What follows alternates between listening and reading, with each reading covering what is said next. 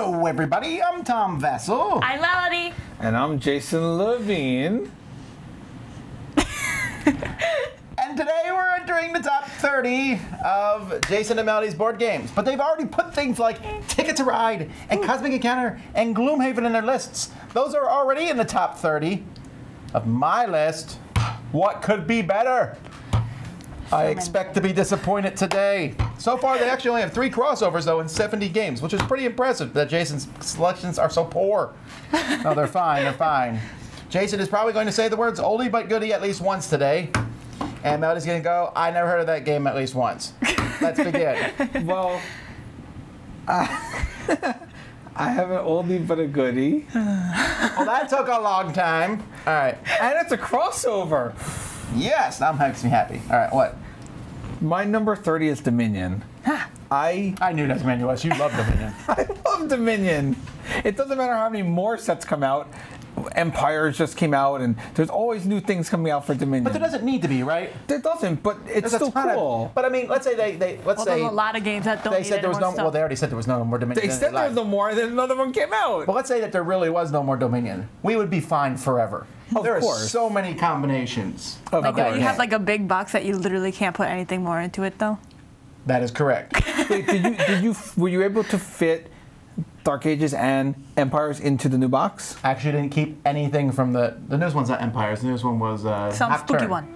Nocturne. I didn't keep anything. The Dark. I didn't keep any of those cards. I didn't like it enough to keep any of the cards. Really? Yeah, really. Wow. Sorry. I keep everything, including the promos.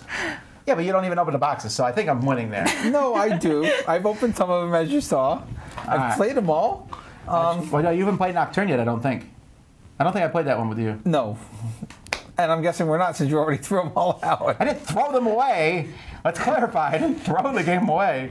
But either way, Dominion is the godfather, granddaddy of deck builders. It's the one that started it all and started what has become an amazing genre in the industry, and love it. All right. My number 30 is Arcadia Quest. Good choice. I really like the game. Like Super Dungeon Explorer, that one was like, you know, just like a dungeon crawl going through and finding bad guys with other people. This one, I like this one because not only are you fighting like monsters and stuff, but you're also fighting each other, and also there's like these different quests that you're trying to do. I also love the expansions. My favorite one is the pet one. Best expansion ever. I really love the pet expansion. Wait, did I tell you about the mounts expansion? The what? The mounts. You get to ride on other animals. Yeah, you're gonna like buy an animal, you can put your guy in and then take him around. Yay! I know, I know. That's coming out soon. Well, yeah, Arcadia Quest is just so much fun. Agreed. Okay, you guys cannot top this. Those are 2 amazing games. Start at number 30. Give me something better. My number 29 is a 2-player game. Let's start with the number 7. No, it doesn't. I don't know what it is. It starts with the letter S, and it's Summoner Wars. Oh, why? This is getting better. I really like Summoner Wars. I like you guys so much better than Sam and Z. It's, well, of course, we're your child and adopted child. Of course you like us better. Oh, we're still doing that, huh? All right. You started it. Yes, you started in the last video. Summoner Wars is kind of a deck builder, but not really a deck builder. It's more like a build your deck at the beginning, like Magic thing. And once you have your deck is also your points to summon your creatures, and it's your life, and it's everything, and you build things out on the board, and then you're also there's also a war game aspect to it where you're moving everything around on the board and fighting each other.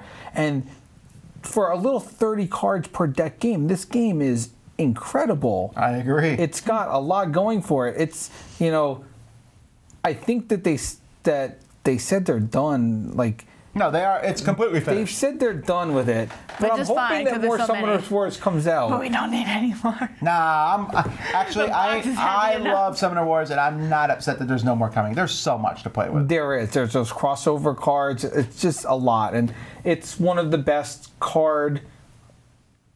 tabletop war game card games that there is. All right. Okay. My number 29 is Dice Forge. It's another game that I can teach. That's a new one that went up pretty high. Yeah.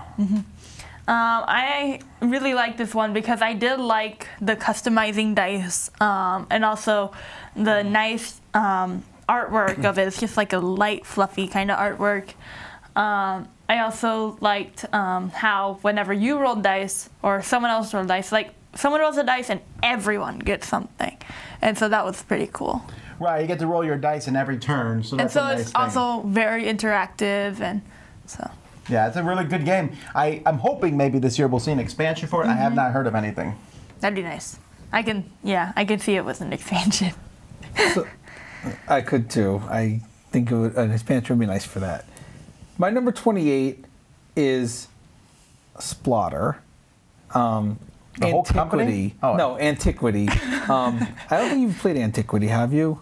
You said Splotter, so my answer was no. Okay. I mean, I have not played. They're usually very long, although Antiquity is not as long as some of the others. No, Antiquity is like a 4 to 5 hour game. But Antiquity, what's cool about it is you have a map, you're building on the map, and as you're building around, like you build around a lake or you build around here, so you can collect stuff, which then you have a board and you're building a town in the board, and you have to Tetris in your pieces and build a town on this board. But as you find new cities on the map, you get new little mini boards that you could do more. And what's really cool about this game is the fact that there's a variable ending. So there's different ways you could end. One way is to get points this way, or one way is to do points this way, and you can choose what ending you want as you're going through the game. You decide what kind of ending you want, and you can change your ending and say, now I want to do this kind of ending. So the buildings you build in your towns and how you do it will affect what ending you go for to go for the win, and it's really a well done game. It's just been reprinted. And it came in a much smaller box. It used to come in those big, giant Splotter boxes. Now it comes in a normal-sized box, which was about this thick high. And it comes with deluxe pieces, from what I understand. I still have the original version, but this new one comes with deluxe pieces. And it's a wonderful, wonderful Euro-style game. We will have to accept your word on that. Okay, my number 28 is Kitchen Rush. I love this game. Wow. Oh, good. That's why your Escape moved higher on your list. Because if you're going to play a game like a Kitchen Rush, you got to put Escape back on the list. Oh, yeah. That is definitely, we got to do stuff in this certain amount of time. It's even less time than Escape. It feels like it, man. Yeah. Time in this game It's 4 minutes. Quickly. But I loved the theming in this game was so good. I loved it because I really felt like I was in the kitchen, going out, getting the orders, cooking the food, having to go out and shop. Though I don't think people in restaurants need to go shopping while they're still cooking food. In 4 minutes. Get some bread! I got it! Throw it! Throw me the eggs! Yes. But it was just so much fun. I don't really think it needs all the extra stuff that was in it. Like, they had, like, events that would be played. Oh, like all those modules. Yeah. I was good with just the Yes. base game. It was just so much fun. And, yeah. And I also like the whole timer thing, too. Like, flip a timer, you can't use it until it's done because they're actually, like, cooking the food. And it was, yeah. Yes, real-time games are great, and that is one of the best real-time games out there. And literally, you feel like you're in Hell's Kitchen with Gordon Ramsay, and he's screaming at you the whole time, or you're like... A cleaner version of Gordon Ramsay. Yeah, a lot less profanity. But that's what it feels like. That if they only had an app with Gordon Ramsay yelling They could at you... actually make some money if they had licensed that, right? Hell's Kitchen. Featuring Gordon Ramsay. They could do that. That's what the game feels so like. That you could sell to family. Well, no, you could just be like, every once in a while, like, you call that food? It just takes your plate and throws it in the garbage. Every time I watch on TV, I'm like, what about the plate? I would have eaten that. I know. Or they just break the plate and it's just like, oh, okay. All right, what do you got next? So yes, Kitchen Rush, incredible. Let's go on to my number 27. I'll use that phrase again, an oldie but a goodie. You don't. You can like come up with new phrases. Come on, synonyms. Get a thesaurus. Okay. Das oldie. Oh my goodness, that's not a thesaurus. Because this game has a German title, and my number 27 is Die Macher. It is the epitome of election games. And of German election games. Of German election games, because unlike U.S. election games like 1960, where there's basically 2 candidates. In German election games, there's multiple candidates and multiple different issues that you're dealing with, and you go through. Well, and in America, there's more than 2 candidates too. Yeah, but there's like the 2 main ones. Yeah. In this election game, there's multiple candidates and there's multiple different issues, and you kind of have to figure out where you want to be on issues, and then there's 4 different stages where the issues come out, and it really, if you want to learn about how a different election system works than the United States, like learn about how they do elections in other countries that have more than 2 parties, this game gives you that experience. I agree. It's a very long game, but I do enjoy it. My number 27 is a game with really weird artwork, yet I still really love the game. Ascension. Wow, okay, so you have Ascension higher than Dominion. Yes. All right. But that's because, well, for some of the expansion, I like the expansions better because they really do feel like they're adding something new, especially the Dreamscape one. I really like the Dreamscape one. Yeah, that was a good one. I like how when you're buying cards, they're different cards that come out. Like, especially if you mix in like different expansions. Like, so you like the row of cards yes. more so than having 10. Yeah, because with the 10, like, it's just the same kind of cards over and over. While in Ascension, you get like these certain types of cards that can like kind of affect each other, and also you're fighting monsters, and I like Ascension a lot. All right.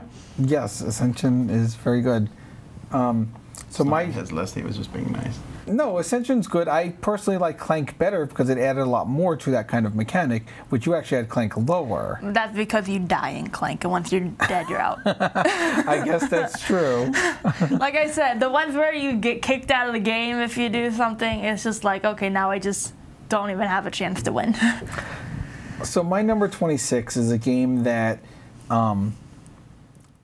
when we first saw it, we thought this one's not going to be good. And it turned out that it was phenomenal. And it turned out that it was phenomenal. And that game is Terraforming Mars.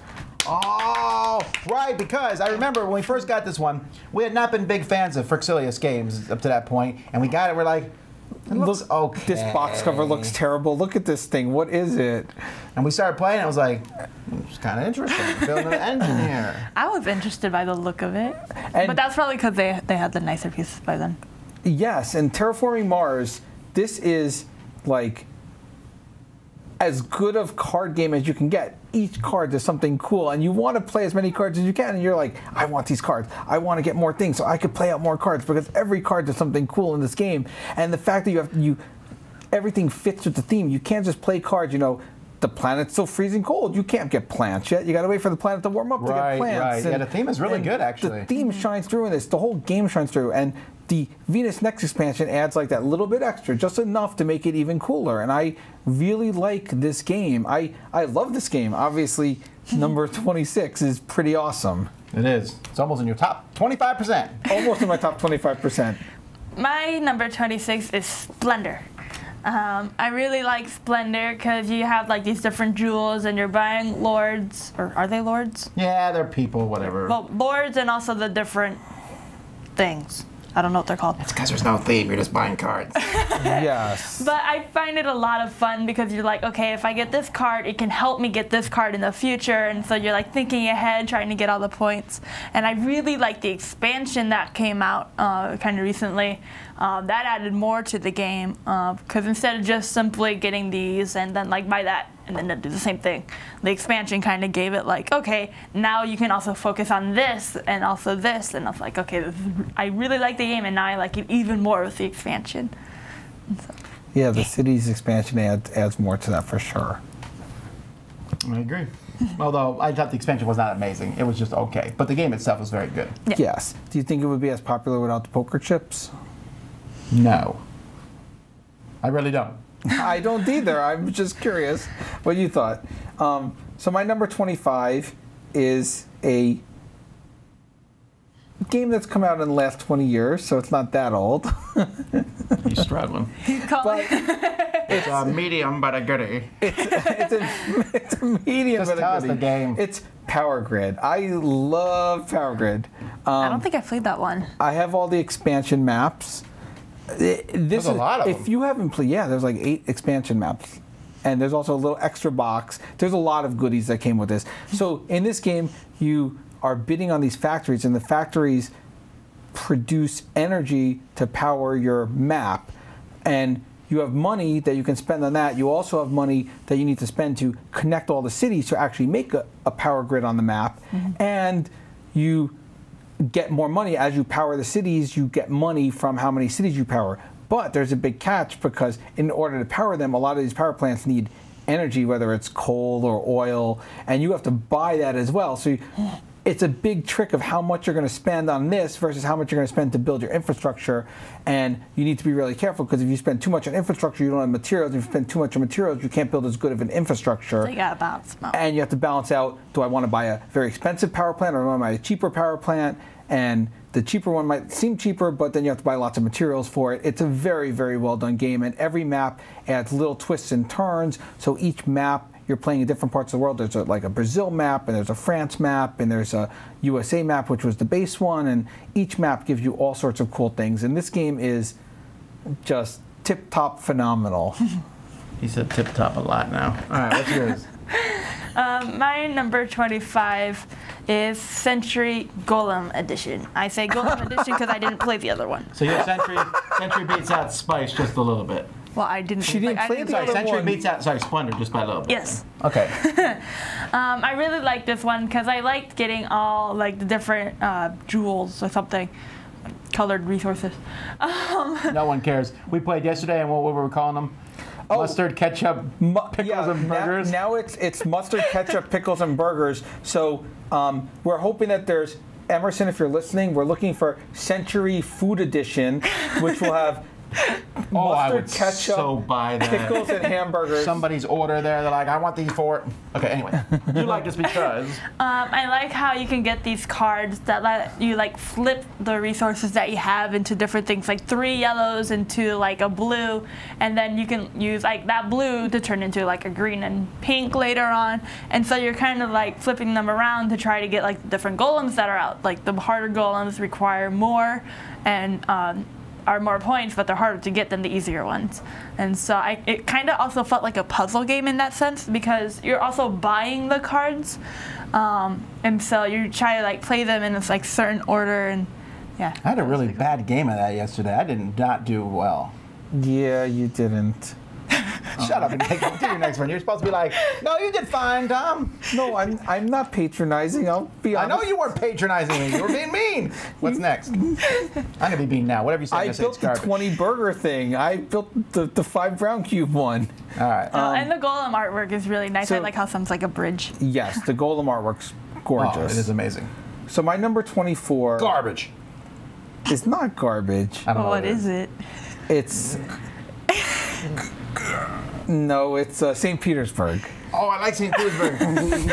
I didn't think you would say it was garbage. St. Petersburg is kind of a, it's not really a drafting game, but it has kind of a drafting feel because there's cards out and you're going to be buying the cards, but you go in order of when you go in turn order. So I get to pick the first green card, while you get to pick the first blue card, while Melly gets to pick the first orange card. So in a sense, there is a drafting mechanic in it, and each of the cards give you different things. The green ones give you money, the blue ones give you victory points, the orange ones give you a little bit of money and a little bit of victory points, and then there's the special upgrades that kind of upgrade everything. And this game has a lot of balancing mechanics with money because you don't want to overspend because then you're in a bad spot. So you really have to be careful and manage your money, which I like games that you have to really manage your money, and I think St. Petersburg is a great little drafting game. You played St. Petersburg. You have. I taught it to you. I did? It's the one where the cards slide over in the rows, and you buy them, and then the more you have in front of you, the green cards give you money every turn, the blue cards give you points every turn. I thought that was Majesty. No, it's similar to Majesty, not quite. But I also like the new version of St. Petersburg that has the apples and the new powers, and the yes. fish and all that. Yeah. So do I. And 5 players now. Still think it's best with 2. All right, what do you got? Okay, so my number 24 is a crossover. Crossover, number 5. Definitely not garbage. Definitely not garbage. 7 Wonders. Yes. 7 Wonders is amazing. That's what I've been saying all day. Was it in your top 100? No, I don't like it as much as everyone else does. I mean, I like it, but just not my top 100, that's all. I really liked it because I liked the whole drafting thing and all the different types of cards that there were, like the technology and like the resources, and I think there's armies too. And I liked the powers, and it was just so much fun. Yeah, Seven Wonders. I mean, it made my list. It made both of our lists. That's what I was looking for when you said. I was like, wait, where is it in my top 100? It's a solid game. All right, what's next? Yes, it is. So my number 23, and I'm going to go back to Uwe Rosenberg again, and it's Nussfjord. Come on, he's talking about that all the time. I was kind of excited. We were sitting there playing a game, me and Melody, I think Jason kept coming over. This is amazing. Nussfjord is amazing. We're like, shut up, go back to your game. We're trying to play this one. It's not amazing. No, this is incredible. I love what he did with this. He has a similar feel to obviously the worker placement ones, the Agricolas, the Cavernas, but he also has kind of a feel of the Glass Road game where you have areas on your board that you need to pop off forest or put in forest and then build your buildings out into this area. But he also adds that stock market, that fish stock market where fish might cost more, might cost less, and you need the fish in order to power your elders. And there's so many things going on in this game. I'm hoping, I know this whole thing, how it hasn't come out because Mayfair never sent it over yet to the US, so the copies never made it. And it sounds like Lookout is going to work with Asmodee, and there is going to be copies here soon enough. And as soon as those copies come, I recommend everyone getting this game. If you like the type of game. If you like Uwe Rosenberg at all, I recommend getting this game. This one is just plain flat. If you're just into party games, get this game too. If you're into party games too, I mean, if you're alive. Yes, because this game is just flat out awesome. I like it, but it's not in my top 10 even of him. All right, what do you got? We might have to do a top 5 you missed again, won't we? My number 23 is another worker placement game. This is like one of the first ones I really liked. It has so many options. Also, the artwork is really cute, and that's Mi Tierra. Or Mi Terra, I don't know. Wow. Mi Tierra. Mi Tierra is like a version of Agricola. And I like the new version that came out too. It had the horses, which... It has a lot of cool pieces, that's for sure. Yes. I definitely like this one, getting, like, because of all the choices, just like, whoo, but it's fun. And also, don't ignore the horses. Don't ignore the horses. What was there, like milkshakes? No, I'm thinking of something else. Milkshakes. Milkshakes. No, there was like cake or something at the end. You could get the sugar. Oh, yeah. Yes. You get the different resources, and then you can get like the better stuff that gives you more points. I remember. Yes. That was fun. All right. Yes, Mi Tierra is very good. But another game that's really good, which this one jumped 32 spots from my last list. My number 22 is Concordia. Yeah, I don't know if it is. You're really loving on Matt Gertz right now. I am. Well, You want to marry him. I don't want to marry him, but I want to find out what his next game is going to be next year because I really like his games. I especially like this whole card mechanics that he started with Concordia. And when I say Concordia, I mean everything that's come out. I really like the Salsa expansion. I like the extra maps and how each map has a little cool, little neat twist to it. And this game, which I hope everyone knows, is a simple, you have cards, you can play them out, and then at some point you can play a card that picks them all up. You're also going to draft some more cards as you go that will give you kind of exaggerated powers of the original cards. And in this one, your cards will also determine your points. So if you're taking certain types of cards, those cards will get you points in certain types of things you do in the game, whether it's having cities on the map, or whether it's having different areas of the map, or just cards in general. And it's a wonderful, wonderful game. All right. I do like it. My next game is not a game. It is actually like a whole genre of games, and that is the escape room games. Yay! That's fair because I didn't even put them in my top 100 because I couldn't figure out how do you separate them? They just take up too much space. I know. I felt the same way, but I agree. Escape room games should be its own category as like escape room. Which is why the game Escape entered onto my list, because these games were just so high, and I liked them so much that if I knew that if I played Escape again, I would not be so annoyed. What's your favorite escape room game, though? Give us one. I like the werewolf one. I like the first one that we played, actually. The one where... The cabin? I thought it was a prison. Oh, that's Escape Room the game. Escape Room the game. Yeah. Okay. Yeah, that one's really fun. We escaped that one. Yes. Our record so far is pretty good, although recent those last couple, I think of the last 3 unlocks, I think we failed 2 of them. Yeah, they were. Well, technically you get out, but our scores were really low. Yeah. Yeah, escape rooms are definitely one of the future of. It's been about a year industry. since we've really got into these, because I remember it was back in April last year when we played a couple at the gathering. Yes. And then we've been. I played as many. I was just showing Jason one right before we recorded this. So, yes. Very excited Like about as soon these new as ones. one comes out and we get it in our hands, we're just like, we're playing it now. That's right. Yes, escape rooms are amazing. I love them all, and real ones are even better. I'm looking forward to next time we do a real one where we're locked in. Oh, take me with you. All right. What do you got? The next convention that you do, Melody, maybe we'll find an escape room somewhere. We'll look. It's cool. I was handcuffed in the last one, and you had to get handcuffs out before you could do anything else. It was cool. You were handcuffed in one? Yeah. If I had been playing that one, it'd been like break your wrist. 1 minute left, and Jason's still in handcuffs. I'm like, if you had just unlocked him, you would have won. I'd been like, well, the trade. So my number 21 is a new game for my list, because it wasn't on there the last time, but it's not a new game per se because it came out a few years ago. Is Blood Rage. Oh, okay.